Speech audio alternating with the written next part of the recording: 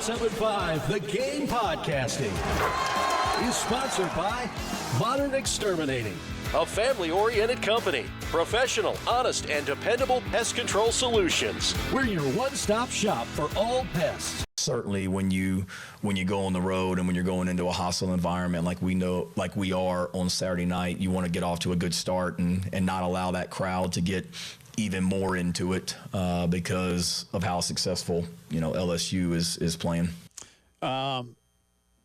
Again, what Carolina can take from Missouri will be interesting. The number one thing you must take, regardless of venue, is to not, be penalized so much. And again, over half of South Carolina's penalties were self-inflicted procedural penalties. Shane even tacked on a couple more that he basically called procedural because of what they were on special teams. So of the 14 penalties, 8, 9 of them, 10, maybe almost were that kind of penalty. So you've got to not let that part of it happen, Terry. But otherwise, again, we keep talking about it, and I do believe that certainly I know LSU is more talented than Missouri. To say they're a better team is maybe more debatable because of how well Eli is coaching his guys up right now. But South Carolina was still in that game with 5 or 6 minutes to go, and you've got to make that happen again this weekend. Regardless of when, but starting fast and keeping them quiet. That I think has to be an early, at least box you want to check. Yeah, you don't want to get down 2 scores. The place is going crazy. The blood alcohol level triples. You don't want to get into all that. And look, the good news is here, it was from a matchup perspective. This doesn't mean that you're going to go in there and it's going to be some kind of easy roll. From a matchup perspective, your big weakness on defense, LSU has not shown they could exploit, and that's running against South Carolina. LSU has trouble running the ball, and when it comes to rushing the passer, just like Kentucky, Jay, LSU's tackles have given up 15 pressures combined. Right. So you can come off the edge and cause some issues, and LSU's going to have to sling it. Because, again, they're going to have a tough time running the ball against everybody. So they're going to throw it around, and you got to get heat on Nussmeier because those receivers have talent. Do they try to establish the run first?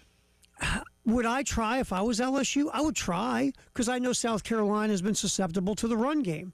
And again, take that from Missouri if you're the opponent, right? Exactly. Yeah. You don't have a Ahmad Hardy, unfortunately, but if you can, to your point, maybe in LSU's script, you put some run game in there to see if you can get something going. Because, again, what makes Missouri more dangerous, obviously, than LSU on offense is the fact Missouri can throw it and run it and beat you.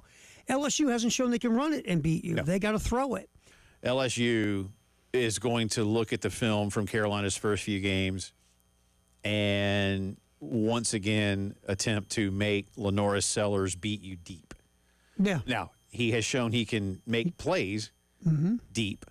But is that going to be enough for South Carolina to win the football game? So South Carolina is going to have to find a way to run the football with Lenoris, yes, but with Oscar and Rasul and now, if Fuller is going to have his opportunities, and we believe he's going to, you're going to have to find a way. And it doesn't have to be tremendous.